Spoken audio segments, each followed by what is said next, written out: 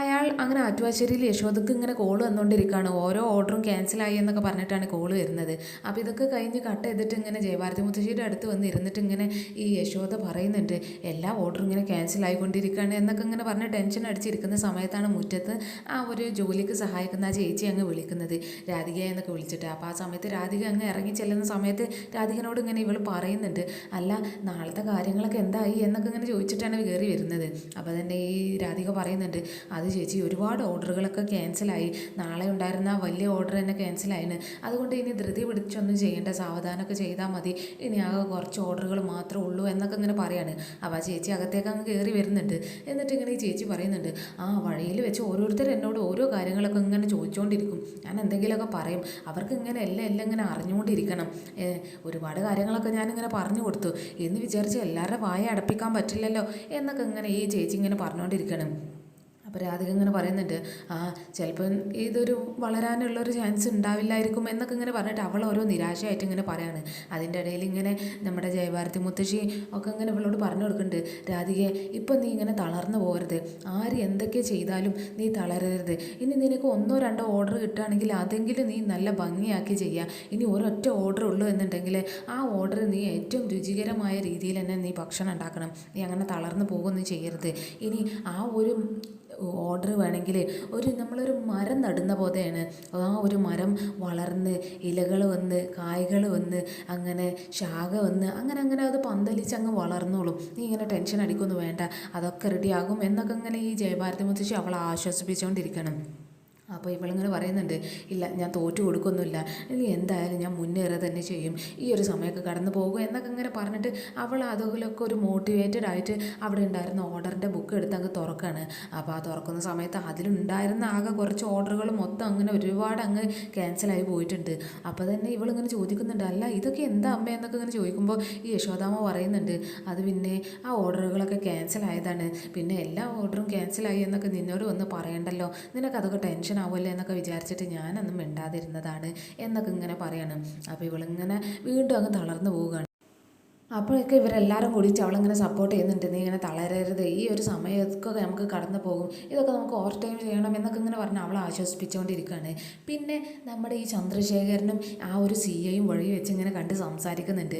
അപ്പോൾ ഈ ചന്ദ്രശേഖരനോട് C I പറയുന്നുണ്ട്, ഇപ്പോൾ എന്ന് പറയുന്നത് അവരുടെ ആ രാധികയുടെ ഓരോ ഓർഡറുകളും ഇപ്പം നഷ്ടപ്പെട്ടുകൊണ്ടിരിക്കുകയാണ്, അവരാണ് സേറ മേഡത്തിനെ ജയിലിലാക്കിയത്, അപ്പോൾ അതിനുള്ള ശിക്ഷ അവൾ അനുഭവിച്ചേ തീരുള്ളൂ, അതുകൊണ്ട് തന്നെ എൻ്റെ കുറച്ച് പിള്ളേരൊക്കെ ഉണ്ട്, ഞാൻ അവരെ എങ്ങാനും ആ ഒരു സോഷ്യൽ മീഡിയയിൽ കുറച്ച് പോസ്റ്റൊക്കെ അവൾക്കെതിരെ അങ്ങ് ഇടാൻ വേണ്ടിയിട്ട് ആക്കിയിട്ടുണ്ട്, അവർ നന്നായിട്ട് പണിയെടുക്കുന്നുണ്ട്, അതുകൊണ്ട് തന്നെ ഓരോ പോസ്റ്റും നല്ല രീതിയിൽ റീച്ച് ആവുന്നൊക്കെ ഉണ്ട്, അതുകൊണ്ട് തന്നെ അവർക്ക് നന്നായിട്ട് എഫക്റ്റ് ചെയ്യുന്നുണ്ട്, അങ്ങനെയാണ് അവർക്ക് ഓരോ ഓർഡറും നഷ്ടപ്പെട്ടുകൊണ്ടിരിക്കുന്നത്, അവർ ഇതുവരെ കഷ്ടപ്പെട്ട് ഉണ്ടാക്കിയിരുന്ന ആറ്റുവാശ്ശേരി സദ്യ എന്ന് പറയുന്ന ആ ഒരു ഇമേജ് അതിനി അങ്ങ് തകരാൻ പോവുകയാണ്, അങ്ങനെ അത് തകർന്ന് എത്രമാത്രം കഷ്ടപ്പെട്ടു അങ്ങനെ ഒരു ബ്രാൻഡ് ഉണ്ടാക്കിയെടുക്കണം, അതുപോലെ തന്നെ കഷ്ടപ്പാട് തന്നെയാണ് അതങ്ങ് നശിപ്പിച്ച് കളയാനും വേണ്ടിയിട്ട്, അതുകൊണ്ട് ഞാൻ സോഷ്യൽ മീഡിയയിൽ കുറച്ച് പിള്ളേരാക്കിയത് അവർ നല്ല വെടിപ്പായിട്ട് പണികളൊക്കെ ചെയ്യുന്നുണ്ട്, അവരെന്തായാലും നല്ല പെർഫെക്റ്റ്ലി അതിനെതിരെ അങ്ങനെ ഓരോ പോസ്റ്റ് ഇട്ടുകൊണ്ടിരിക്കുകയാണ്, അത്രയും വിഷപരമായ ഭക്ഷണമാണ് എന്നൊക്കെ പറഞ്ഞിട്ട് അവർ നന്നായിട്ട് കയർത്ത് അങ്ങ് പണിയെടുക്കുന്നുണ്ട്.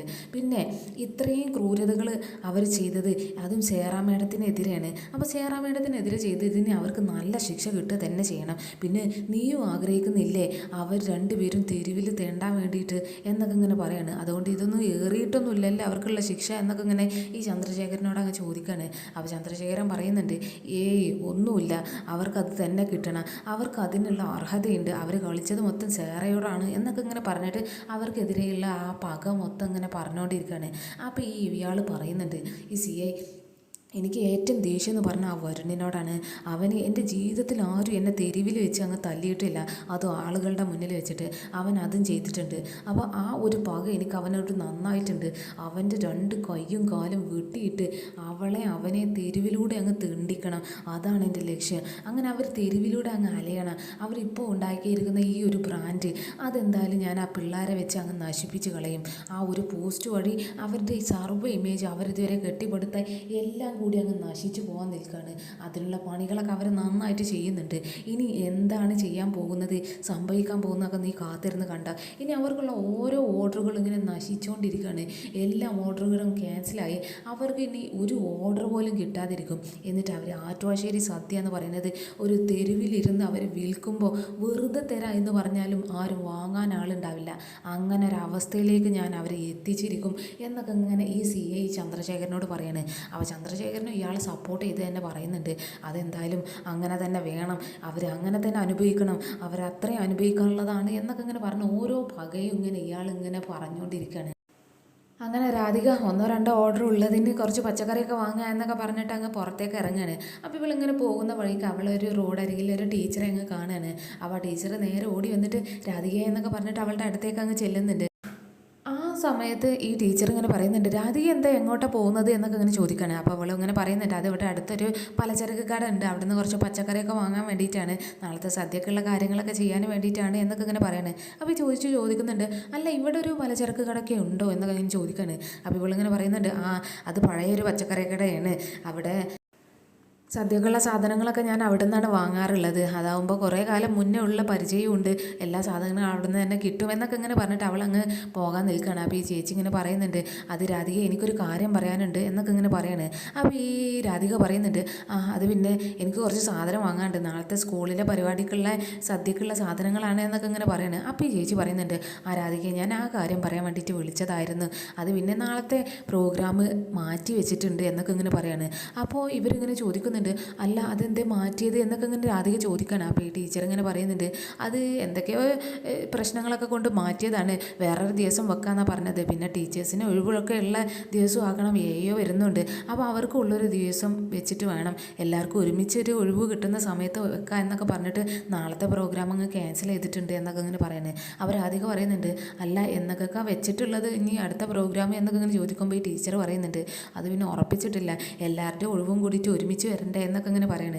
അപ്പോൾ തന്നെ രാധിക പറയുന്നുണ്ട്, ടീച്ചർ പ്രോഗ്രാമൊന്നും മാറ്റിയിട്ടില്ലല്ലേ, എൻ്റെ സദ്യയാണല്ലേ മാറ്റിയത് എന്നൊക്കെ ഇങ്ങനെ പറയാണ്. അവർ രാധികനോട് ഇങ്ങനെ ചേച്ചി പറയുന്നുണ്ട്, അത് പിന്നെ ഞാൻ എങ്ങനെ അതൊക്കെ പറയാമെന്നൊക്കെ വിചാരിച്ചിട്ടാണ് രാധിക, ഞാൻ സ്കൂളിലെ പരിപാടി ഞാനാണ് ആ ഓർഡർ നിനക്ക് പിടിച്ചു തന്നത്, പക്ഷേ ഇപ്പോൾ അവർക്ക് എന്തൊക്കെയോ വേണ്ട എന്നൊക്കെ ഇങ്ങനെ പറയുമ്പോൾ ഞാനത് എന്ത് ചെയ്യാനാണ് എന്നൊക്കെ ഇങ്ങനെ ഈ ടീച്ചർ ഇങ്ങനെ തപ്പി പിടിക്കുകയാണ്. അപ്പോൾ തന്നെ രാധിക പറയുന്നുണ്ട്, ടീച്ചർ അന്ന് ടെൻഷൻ അടിക്കുന്നുണ്ട, എനിക്കിപ്പോൾ ഒരുപാട് ഓർഡർ നഷ്ടപ്പെട്ടതാണ്, ഞങ്ങളായിട്ട് വിഷം ചേർത്ത ഓർഡറൊന്നും അല്ലല്ലോ അത്, ഞങ്ങളായിട്ട് ഭക്ഷണത്തിൽ വിഷം ചേർത്തതൊന്നും അല്ലല്ലോ, അതങ്ങനെ സംഭവിച്ചു പോയതല്ലേ എന്നൊക്കെ ഇങ്ങനെ പറയുന്നൊക്കെ ഉണ്ട്. എന്നാലും അത് സാരമല്ല, ടീച്ചർ ഇങ്ങനെ കഷ്ടപ്പെടുന്നു വേണ്ട എന്നൊക്കെ ഇങ്ങനെ പറഞ്ഞിട്ട് അവൾ അവിടെ നിന്ന് അങ്ങ് പോവുകയാണ്. അത് അവളിങ്ങനെ ഭയങ്കര നിരാശയായിട്ട് അങ്ങ് പോകുന്നത്. അവൾ ടീച്ചർക്കാണെങ്കിൽ അത് പറയാൻ വളരെ ബുദ്ധിമുട്ടിലാണ് അവർ പറഞ്ഞതെങ്കിലും വേറെ പറയാതെ വയ്യല്ലോ എന്നൊക്കെ വിചാരിച്ച് ടീച്ചർ അങ്ങ് പറഞ്ഞതായിരുന്നു. അപ്പോൾ ഇവൾ ഭയങ്കര ടെൻഷനായിട്ടൊക്കെ പോകുന്നുണ്ട്. എന്നാൽ ആറ്റുവാശ്ശേരിയിൽ എത്തിയിട്ട് ഇവൾ ഭയങ്കരമായിട്ട് ഇങ്ങനെ സങ്കടപ്പെട്ടിരിക്കുന്ന സമയത്ത് വരുൺ അവളുടെ അടുത്തേക്ക് അങ്ങ് വരുന്നുണ്ട്. അവൻ വരുൺ അവളോട് ഇങ്ങനെ ചോദിക്കുന്നുണ്ട്, അല്ല എന്താ എൻ്റെ ഭാര്യ ഇങ്ങനെ ടെൻഷൻ അടിച്ചിരിക്കുന്നത്, നീ ആ വഴിയിൽ വെച്ച് കണ്ടല്ലേ, അതിന് ശേഷമാണ് നിനക്ക് ഇത്രയും നിരാശ വന്നത്, അതെന്താ നീ ഇത്രയും അങ്ങ് തളർന്നങ്ങ് പോകുകയോ, ഇത്രയും സ്ട്രോങ് ആയിരുന്ന രാധിക എന്തിനാ ഇങ്ങനെ തളർന്നു പോയത് എന്നൊക്കെ ഇങ്ങനെ ചോദിക്കുകയാണ്. അപ്പോൾ ഈ രാധിക ഇങ്ങനെ പറയുന്നുണ്ട്, എന്താ അറിയില്ല, എനിക്ക് ഇപ്പോൾ ആ ഒരു എനർജി ഒന്നുമില്ല, വരുണിൻ്റെ ബിസിനസ്സൊക്കെ ചെയ്ത് ഞാൻ വരുണിനൊക്കെ ഒന്ന് സപ്പോർട്ട് ചെയ്ത് നിൽക്കുക എന്നൊക്കെ ഇങ്ങനെ വിചാരിച്ചതായിരുന്നു, പക്ഷേ ഇപ്പോൾ എന്താ എനിക്ക് ഒന്നിനും ഒരു തളർച്ച ഒന്നും തോന്നുന്നില്ല, ഒരു എനർജിയും തോന്നുന്നില്ല എന്നൊക്കെ ഇങ്ങനെ പറയണം. അപ്പോൾ ഈ വരുൺ പറയുന്നുണ്ട്, നീ അങ്ങനെ തളർന്നു പോകുന്നു ചെയ്യരുത്, ഏറ്റവും സ്ട്രോങ് ആയിരുന്ന ഒരാളായിരുന്നല്ലേ നീ, ഏത് പ്രശ്നവും നല്ല രീതിയിൽ ഫേസ് ചെയ്യാൻ പറ്റിയിരുന്ന അതുപോലെ തന്നെ അങ്ങ് ഫേസ് ചെയ്യണം ഈ ഒരു പ്രശ്നം.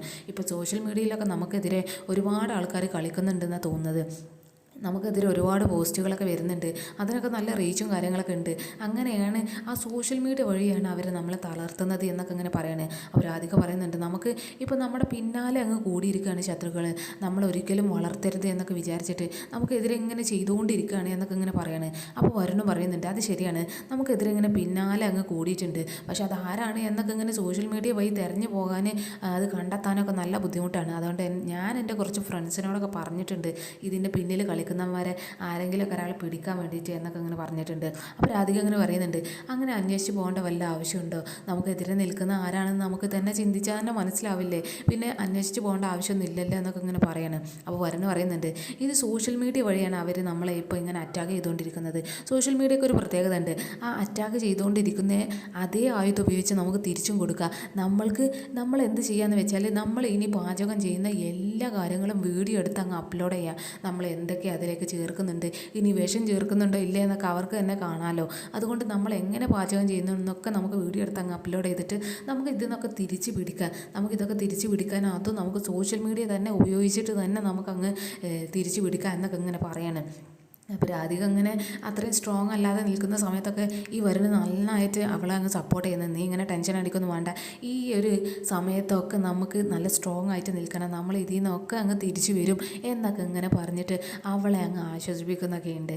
പിന്നെ ആ ഒരു ആശ്രമത്തിൽ എല്ലാവരും ഇങ്ങനെ ഈവനിങ് ചായ കുടിക്കാൻ വേണ്ടി പുറത്തങ്ങനെ ഇരിക്കുന്നുണ്ട്. അപ്പോൾ അവിടെയുള്ള ചേച്ചിമാരൊക്കെ ഇങ്ങനെ ഇവിടെയുള്ള ആശ്രമത്തിലുള്ള ആളുകൾക്ക് ഇങ്ങനെ ഒരു ചായക്കടിയൊക്കെ ഇങ്ങനെ കൊണ്ടുവന്ന് കൊടുക്കുന്നുണ്ട്. അപ്പോൾ എല്ലാവർക്കും ഇങ്ങനെ ഓരോ പലഹാരമൊക്കെ കൊടുക്കുന്ന സമയത്ത് ഈ ശ്യാമ ഒറ്റയ്ക്ക് അങ്ങനെ ഇരിക്കുന്നുണ്ട്. ബാക്കിയുള്ള എല്ലാവരൊക്കെ കൂടിയിരുന്ന് അങ്ങ് സംസാരിക്കുന്നൊക്കെ ഉണ്ട്.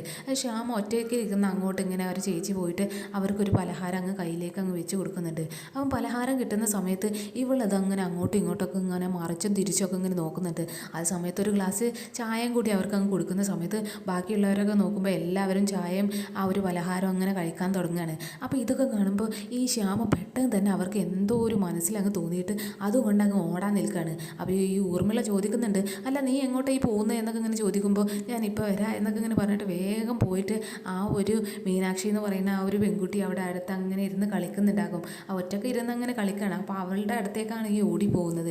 ഓടിപ്പോയി കഴിഞ്ഞതിന് ശേഷം ഇവളുടെ അടുത്ത് വന്ന് അങ്ങ് ഇരുന്നിട്ട് ഇങ്ങനെ ഈ ശ്യാമ പറയുന്നുണ്ട്, അല്ല നിനക്ക് എന്താ ഇവിടെ പണി, നീ എന്താ ഇവിടെ കളിച്ചുകൊണ്ടിരിക്കുകയാണോ, ചായ കുടിക്കുന്ന സമയത്ത് ചായ കുടിക്കണ്ടേ, അതൊക്കെ മാറ്റി വെച്ച് ഇനി ഇതൊന്ന് കഴിച്ചേ എന്നൊക്കെ ഇങ്ങനെ പറയണേ. അപ്പോൾ ഈ കുട്ടി ആദ്യം ഒന്ന് അന്തം വിട്ട് നിൽക്കുകയാണ്, ഇതെന്താണ് എന്നൊക്കെ ഇങ്ങനെ വിചാരിച്ചിട്ട് അവരാകെ അന്തം വിട്ട് ആ ഒരു പലഹാരമൊന്നും വാങ്ങാതെ ഈ ശ്യാമയുടെ മുഖത്തേക്ക് അങ്ങ് നോക്കി നിൽക്കുകയാണ്. അപ്പോൾ ശ്യാമ ഇങ്ങനെ പറയുന്നുണ്ട്, അല്ല നിനക്ക് എന്താ എന്നോട് വലിയ ദേഷ്യമുണ്ടോ, നീ എന്താ ഇത് കഴിക്കാത്ത എന്നൊക്കെ ഇങ്ങനെ ചോദിക്കുകയാണ്. നീ കഴിക്കില്ലേ എന്നൊക്കെ പറയുമ്പോൾ ആ കുറച്ച് കഴിക്കുക എന്നിങ്ങനെ തലയാട്ടിയിട്ട് ഇങ്ങനെ നിൽക്കുകയാണ്. അപ്പോൾ ഈ ശ്യാമ ആ ഒരു പലഹാരം അവരുടെ വായിലേക്ക് അങ്ങ് വെച്ച് കൊടുക്കാൻ നേരത്തെ ഈ ഊർമിള അങ്ങോട്ട് അങ്ങ് വരികയാണ്. അപ്പോൾ ഈ ഊർമിള അങ്ങനെ പറയുന്നത്, ഏഞ്ചൽ അത് നിനക്കുള്ള പലഹാരമാണ്, അവൾക്കുള്ളത് ഞങ്ങൾ കൊടുത്തോളാം, നീ വേഗം പോയി അവിടെ ഇരുന്ന് ചായ കുടിക്കുക എന്നൊക്കെ ഇങ്ങനെ പറയണേ. അപ്പോൾ ഈ ശ്യാം അങ്ങനെ പറയുന്നുണ്ട്, അതിന് ഞാൻ ഇവൾക്ക് ഭക്ഷണം കൊടുക്കാൻ ഇവളെങ്ങനെ കഴിക്കാം, ഞാൻ ഇവൾക്ക് കൊടുത്തിട്ട് ഞാൻ കഴിച്ചുകൊണ്ട് എന്നൊക്കെ ഇങ്ങനെ പറഞ്ഞിട്ട് അവരങ്ങ് വാശി കാണിക്കുകയാണ്, ഞാൻ തന്നെ ഇവൾക്ക് കൊടുത്തോണ്ട് എന്നൊക്കെ പറഞ്ഞിട്ട്. അപ്പോൾ ഊർമിള അവിടെ അങ്ങനെ അവരുടെ അടുത്ത് നിന്ന് അങ്ങ് മാറ്റാൻ വേണ്ടിയിട്ട് അങ്ങ് നോക്കുകയാണ്. ആ സമയത്ത് ഇവളിങ്ങനെ പറയുന്നുണ്ട്, വേണ്ട എൻ്റെ മോൾക്ക് ചായ കൊടുക്കാൻ എനിക്കല്ലേ അവകാശം, ഞാനല്ല അവൾക്ക് ചായ കൊടുക്കേണ്ടത് എന്നൊക്കെ ഇങ്ങനെ പറഞ്ഞിട്ട് അവൾ വീണ്ടും അങ്ങ് ഫീഡ് ചെയ്യാൻ നിൽക്കുന്ന സമയത്ത് ആ ഒരു ശങ്കർജി അങ്ങോട്ട് അങ്ങ് വരുന്നുണ്ട്. ശങ്കർജി ഇങ്ങനെ നോക്കി നിൽക്കുന്ന സമയത്തൊക്കെ ഈ കുട്ടി ഈ ശ്യാമയുടെ അടുത്ത് നിന്ന് ഭക്ഷണം കഴിക്കാൻ വേണ്ടിയിട്ട് മടി കാണിക്കുന്നത്, ഒരു ചെറിയൊരു പേടി ഇങ്ങനെ കാണിക്കുകയാണ്. അപ്പോൾ ശങ്കർജി ചോദിക്കുന്നുണ്ട് മോളോട്, അല്ല മീനാക്ഷി നീ എന്തിനാ ഇങ്ങനെ ഭക്ഷണം കഴിക്കാനൊക്കെ മടി കാണിക്കുന്നത്, അവരുടെ അടുത്തുനിന്ന് ധൈര്യമായിട്ട് വാങ്ങിക്കോ എന്നൊക്കെ ഇങ്ങനെ പറയണം. അവർ സ്നേഹത്തോടെ തരുന്നതല്ല നിനക്ക് അവരെ പേടിയുണ്ടോ എന്നൊക്കെ ഇങ്ങനെ ചോദിക്കുകയാണ്. അപ്പോൾ ഈ പെൺകുട്ടി ഇല്ല എന്നിങ്ങനെ തലയാട്ടാണ്. അപ്പോൾ ഇവരിങ്ങനെ പറയുന്നുണ്ട്, അങ്ങനെയാണെങ്കിൽ നീ അങ്ങ് കഴിച്ചോ, ഒരു പേടിയും പേടിക്കണ്ട, അവർ നിനക്ക് സ്നേഹത്തോടെ തരുന്നതാണ്, നീ കഴിച്ചോട്ടോ എന്നൊക്കെ ഇങ്ങനെ പറയാണ്. അപ്പോൾ ഈ ശ്യാമയും പറയുന്നുണ്ട്, നിനക്ക് എന്നെ പേടിയൊന്നുമില്ലല്ലോ, എന്നാൽ നീ കഴിക്കുക എന്നൊക്കെ ഇങ്ങനെ പറഞ്ഞിട്ട് അവരെ അങ്ങ് ഫീഡ് ചെയ്യാൻ നിൽക്കുകയാണ്. അപ്പോൾ ശങ്കർജി ഊർമിളിനോട് പറയുന്നുണ്ട്, നീ എങ്ങ് വാ, അവർ രണ്ടുപേരും ഒരുമിച്ച് അവിടെ നിന്നോട്ടെ എന്നൊക്കെ ഇങ്ങനെ പറഞ്ഞിട്ട് അവരങ്ങ് മാറ്റി നിർത്തിയിട്ട് ഇങ്ങനെ പറയുന്നുണ്ട്, ആ കൊച്ചിനെ നമ്മൾ ഇങ്ങോട്ട് കൊണ്ടുവന്ന സമയത്ത് നമുക്ക് കിട്ടിയ സമയത്ത് ആ കൊച്ച് ഒരു അമ്മയുടെ സ്നേഹം ഇല്ലാഞ്ഞിട്ട് ഒരുപാട് ഒറ്റയ്ക്ക് ഇരുന്ന് കരഞ്ഞിട്ടും ബഹളം വെച്ചിട്ടൊക്കെ ഉണ്ട്. ആ സമയത്തൊന്നും നമുക്കൊന്നും ചെയ്യാൻ കഴിഞ്ഞിട്ടുണ്ടായിരുന്നില്ല. പക്ഷേ ഇപ്പോൾ ആ ഒരു കൊച്ചിന് അവരുടെ അമ്മയുടെ ഒരു സ്നേഹമാണ് ഇപ്പോൾ കിട്ടിക്കൊണ്ടിരിക്കുന്നത്, അത് നമുക്ക് തടയണ്ട, അത് അവരങ്ങനെ സ്നേഹിക്കട്ടെ എന്നൊക്കെ ഇങ്ങനെ പറയാണ്. അപ്പോൾ ഈ ഊർമിള പറയുന്നുണ്ട്, അത് പിന്നെ ശങ്കർജി അത് അപകടമല്ലേ അവരുടെ ഇപ്പോഴത്തെ ഒരവസ്ഥ വെച്ചിട്ട് എന്നൊക്കെ ഇങ്ങനെ പറയുന്നത്. അപ്പോൾ ശങ്കർജി പറയുന്നുണ്ട്, അവർക്ക് അത്ര വലിയ അപകടമുള്ള ഒരു സമയമൊന്നും അല്ല ഇത്, അവരൊന്നും ചെയ്യത്തൊന്നുമില്ല, ഒരു അപകടവും ഉണ്ടാവില്ല, അവർ പരസ്പരം അങ്ങ് സ്നേഹിക്കട്ടെ, അവരവളുടെ മകളാണ് എന്നൊക്കെ വിചാരിച്ചിട്ടാണ് സ്നേഹിക്കുന്നത്, ആ ഒരു സ്നേഹം അവരങ്ങ് പ്രകടിപ്പിച്ചോട്ടെ, ആ കുഞ്ഞിന് ഒരു അമ്മയുടെ സ്നേഹം കിട്ടട്ടെ എന്നൊക്കെ ഇങ്ങനെ പറയുന്നുണ്ട്. പിന്നീട് ആ ഒരു ആശ്രമത്തിൽ ഈ ഒരു കൊച്ചിന് ഭയങ്കര പനിയായിട്ട് എന്തോ അവിടെ അങ്ങനെ കട്ടിലിൽ കിടക്കുന്നുണ്ട്, ഒരു ഡോക്ടർ വന്ന് ചികിത്സിക്കുന്നൊക്കെ ഉണ്ട്. അപ്പോൾ ഈ സമയത്ത് ശങ്കർജി ആ ഊർമിള അടുത്ത് തന്നെ ഉണ്ട്. അപ്പോൾ ഈ ഡോക്ടർ ചികിത്സിച്ചിട്ട് ഈ ശങ്കർജിനോട് ഇങ്ങനെ പറയുന്നുണ്ട്, അതെ, കുട്ടിക്ക് ഇപ്പോൾ കുഴപ്പമൊന്നുമില്ല, പക്ഷേ സൂക്ഷിക്കണം. എപ്പം വേണമെങ്കിലും ഒരു അപകടം വരാവുന്നതാണ്. അതുകൊണ്ട് ഇനി ഇപ്പോൾ ഉണ്ടായിരുന്ന ഇതുപോലെയുള്ള ഒരു അറ്റാക്ക് പോലെ എന്തെങ്കിലും ഒരു അപകടം ഇനി കുഞ്ഞിന് വരാൻ പാടില്ല, അങ്ങനെ ഒരു ഷോക്കൊന്നും ഉണ്ടാകാൻ പാടില്ല എന്നൊക്കെ ഇങ്ങനെ പറയണേ. അപ്പോൾ ശങ്കർജി പറയുന്നുണ്ട്, അത് ശരി, അത് ഞങ്ങൾ നോക്കിക്കോളാം എന്നൊക്കെ ഇങ്ങനെ പറയണേ. അപ്പോൾ ഈ ഊർമിള ഇങ്ങനെ പറയുന്നുണ്ട്, ശ്രദ്ധിക്കാൻ അതിന് കൊച്ചിനോട് പുറത്തിറങ്ങി പോകരുത് എന്ന് പറഞ്ഞാൽ കേൾക്കില്ല, അവൾ ഓടി പുറത്ത് അങ്ങനെ ഇറങ്ങി പോകും എന്നൊക്കെ ഇങ്ങനെ പറയണേ. വീടിനകത്തിരിക്കാൻ പറഞ്ഞാൽ അവൾ കേൾക്കില്ല എന്നൊക്കെ പറയുമ്പോൾ ഈ ഡോക്ടർ പറയുന്നുണ്ട്, അത് പിന്നെ കൊച്ചിനെ വീടിനകത്ത് അങ്ങനെ അടച്ചിട്ടിരിക്കുന്നത് ഒരു നല്ല കാര്യമായിട്ടൊന്നും തോന്നുന്നില്ല, അവരെ അങ്ങ് കൂടെ ഇരുന്ന് അങ്ങ് ശ്രദ്ധിച്ചാൽ മതി എന്നൊക്കെ ഇങ്ങനെ പറയാണ്.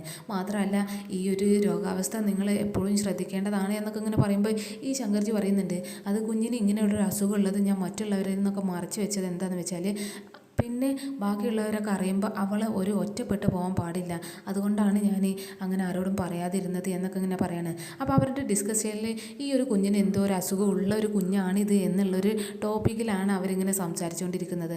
അപ്പോൾ ഈ ഡോക്ടർ പറയുന്നുണ്ട്, ഇപ്പോൾ കുഴപ്പമൊന്നുമില്ല, ഞാൻ എന്തായാലും ഫാർമസിക്ക് വിട്ടോളൂ ഒരാളെ, ഞാൻ മരുന്നൊക്കെ കൊടുത്തയക്കാം എന്നൊക്കെ ഇങ്ങനെ പറഞ്ഞ് പോകാൻ നേരത്തെ ഈ ശ്യാമ ഇങ്ങനെ അവിടെ ഇരുന്നിട്ട് ഈ ഡോക്ടറെ കാത്തിരിക്കുകയാണ്. എന്നിട്ട് ഡോക്ടറോട് ഇങ്ങനെ ചോദിക്കുന്നുണ്ട്, അല്ല ഡോക്ടർ എന്തിനാണ് ഇങ്ങോട്ട് വന്നത്, അവൾക്ക് എന്താ അസുഖം എന്നൊക്കെ ഇങ്ങനെ ചോദിക്കുന്നുണ്ട്. അപ്പോൾ ആ സമയത്ത് ഈ ഡോക്ടർ ശങ്കർജിനോട് ഇങ്ങനെ ചോദിക്കുന്നുണ്ട്, അല്ല ഇതാരാണ് എന്നൊക്കെ ചോദിക്കുന്നുണ്ട്. അവരുടെ സമയത്താണ് എപ്പിസോഡ് എന്തായാലും അവസാനിച്ചിരിക്കുന്നത്. അപ്പോൾ ഇനി നാളത്തെ എപ്പിസോഡിലാണെങ്കിൽ ഈ ഒരു ഈ ശ്യാമ ആ ഒരു കൊച്ചിൻ്റെ കൂടെ ഇങ്ങനെ ഇരിക്കുന്ന സമയത്ത് ഈ ഊർമിള വന്നിട്ട് ഇങ്ങനെ പറയുന്നുണ്ട്, അത് പിന്നെ കൊച്ചിനെ ശങ്കർജിയുടെ കൂടെ ഹോസ്പിറ്റലിൽ പറഞ്ഞയക്കണം എന്നൊക്കെ ഇങ്ങനെ പറയണേ. അപ്പോൾ ഈ ശ്യാമ ഇങ്ങനെ ചോദിക്കുന്നുണ്ട്, മോളെ എന്തിനാ ഹോസ്പിറ്റലിൽ പറഞ്ഞയക്കുന്നത് എന്നൊക്കെ ഇങ്ങനെ ചോദിക്കുന്നൊക്കെ ഉണ്ട്. പിന്നെ ഈ ശങ്കർജി ഊർമിളനോട് ഇങ്ങനെ പറയുന്നുണ്ട്, നഷ്ടപ്പെട്ട സ്നേഹത്തിൻ്റെ കണക്കാണ് അവർ ഇങ്ങനെ പറയുന്നത്, അതുകൊണ്ട് ആ ഒരു കണക്ക് അവരങ്ങനെ തീർക്കട്ടെ, നമുക്ക് അവരെയും കൊണ്ട് ഹോസ്പിറ്റലിലേക്ക് പോകാം എന്നുള്ളൊരു ഡിസ്കഷനിലൊക്കെ എത്തുന്നുണ്ട്. പിന്നെ ഈ ശ്യാമ ആ ഒരു കൊച്ചിനെ കൊണ്ട് ഹോസ്പിറ്റലിൽ എത്തുന്നുണ്ട്. ആ ഒരു സമയത്ത് ആ ഹോസ്പിറ്റലിലേക്ക് രാധികയും കൂടി എത്തുന്നുണ്ട്. അപ്പോൾ അവർ രണ്ടുപേരും ഇനി പരസ്പരം കാണുമോ ഇല്ല എന്നൊക്കെ നമുക്ക് തന്നെ കാത്തിരുന്ന് കാണാം. അപ്പോൾ ഇന്നത്തെ എപ്പിസോഡ് ഇവിടെ അവസാനിച്ചിരിക്കുകയാണ് ഗൈസ്. അപ്പോൾ ഓക്കെ, നാളെ കാണാം. Bye all.